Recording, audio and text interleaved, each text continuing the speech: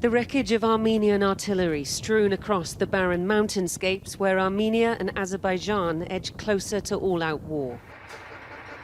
Fighting talk to match the tensions across the most heavily militarized front line in Europe. This land is ours and will remain as such. We will fight for our lands until the end, and we will liberate our lands from occupation. In the Armenian capital, Yerevan, the view among volunteers we meet about the disputed territory of Nagorno-Karabakh is just as hardline. Do you think there is a possibility for compromise? For compromise? I mean, of course there is a possibility for compromise, but this is our home, and we won't give our home. If they want a part of our home, there will be no compromise, and we will go to the end. These supplies will go to the army and to the internally displaced. Chocolate and cigarettes for the troops, more basic essentials for the refugees. There was a 4-day flare-up in 2016. These volunteers have been here for 4 days already, though, and it looks like they'll have to stay a lot longer, not least because of Turkey's involvement this time round. Ankara making it quite clear that they will stand by Azerbaijan militarily as far as Baku chooses to go.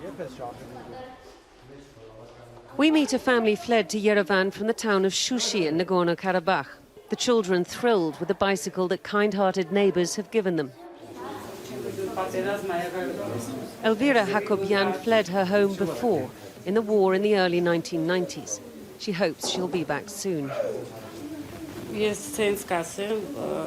I put it this way. Who is the Turkish government to take away our land? That's our land, and we never give them our land. We're always ready to fight, and we will always win. France, Russia and the United States called today for an immediate ceasefire and urged the warring parties to come to the table.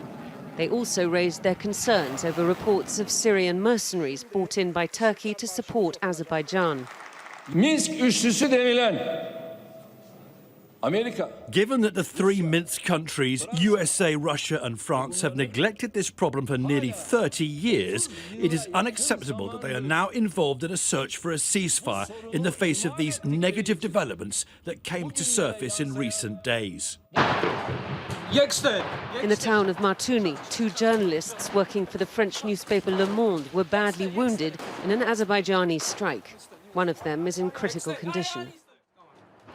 The Azeris blaming Armenia for bringing journalists into the conflict zone, a sign of just how dangerous things are in what, till 5 days ago, was a forgotten conflict. Diana Magnay, Sky News, Yerevan, Armenia.